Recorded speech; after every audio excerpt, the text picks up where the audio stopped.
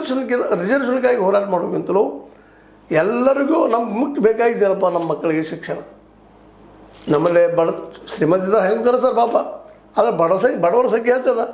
ಅಲ್ಲಿ ಮಠಗಳು ಬಡವನ ಮಕ್ಕಳಿಗೆ ಕಲಿಸುವಂಥದ್ದು, ಅವ್ರ ವಿದ್ಯಾಭ್ಯಾಸಕ್ಕಾಗಿ ಅವ್ರ ಪಾಪ ದಾನ ತೊಗೊಂಡು ಮಾಡ್ತಿರ್ತಾರೆ, ಅದು ಮಾಡ್ಕೊಂಡು ಹೋಗುವಂಥದ್ದು ಅತಿ ಸುಲಭ ಸರಳ ಒಂದು ವ್ಯವಸ್ಥೆ. ಅದು ಇದ್ದವರು ಇಲ್ಲದವರಿಗೆ ಹಂಚುವಂಥದ್ದು ಪ್ರೀತಿ ವಿಶ್ವಾಸದಿಂದ, ಅದು ದಾಸೋಹ.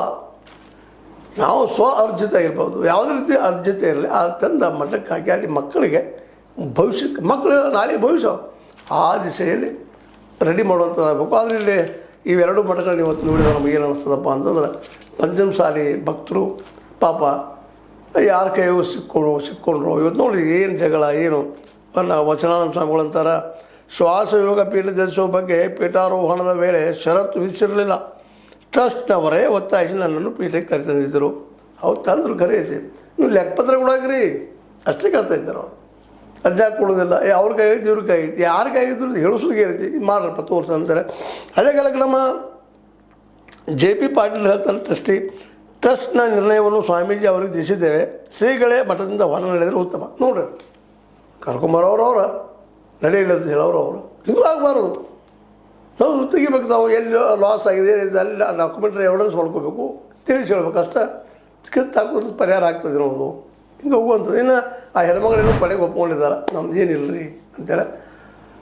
ಅದು ಏನಪ್ಪ ಅಂತಂದ್ರೆ ಅದು ಒಂದು ಉತ್ತಮ ಬೆಳವಣಿಗೆ ಅಂತ ಹೇಳ್ತಾರೆ ಅವರು.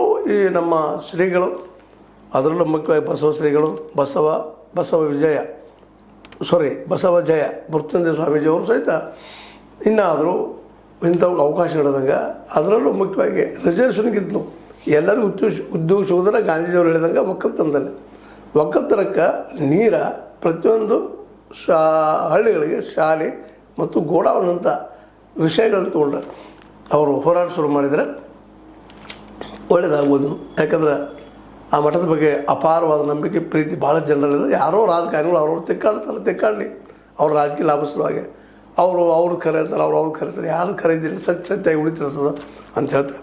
ಮಠಾಧೀಶರಲ್ಲಿ ವಿನಂತಿ ಇಷ್ಟ, ನಿಮ್ಮದು ದಾಸೋಹ ಪದ್ಧತಿ ಜನರು ಉಳಿಸ್ರಿ, ಬೆಳೆಸ್ರಿ, ವಿದ್ಯೆ ಕೊಡ್ರಿ, ಶಿಕ್ಷಣ ಈ ದೇಶದ ಭವಿಷ್ಯ ಅಂತ ಹೇಳ್ತಾ, ಇದ್ರ ಮೇಲೆ ಲೈಕ್ ಆಗಿರ್ಬೋದು, ಲೈಕ್ ಮಾಡಿ, ಶೇರ್ ಮಾಡಿ, ಕಾಮೆಂಟ್ ಮಾಡಿ, ಜೊತೆ ಸಬ್ಸ್ಕ್ರೈಬ್ ತಿಳಿಸ್ಬೋದು. ಶಿಕ್ಷಣ ನ್ಯೂಸ್ ಅನ್ನೋದು ಸತ್ಯದ ಕೈಯಲ್ಲಿ ವಂದನೆಗಳು.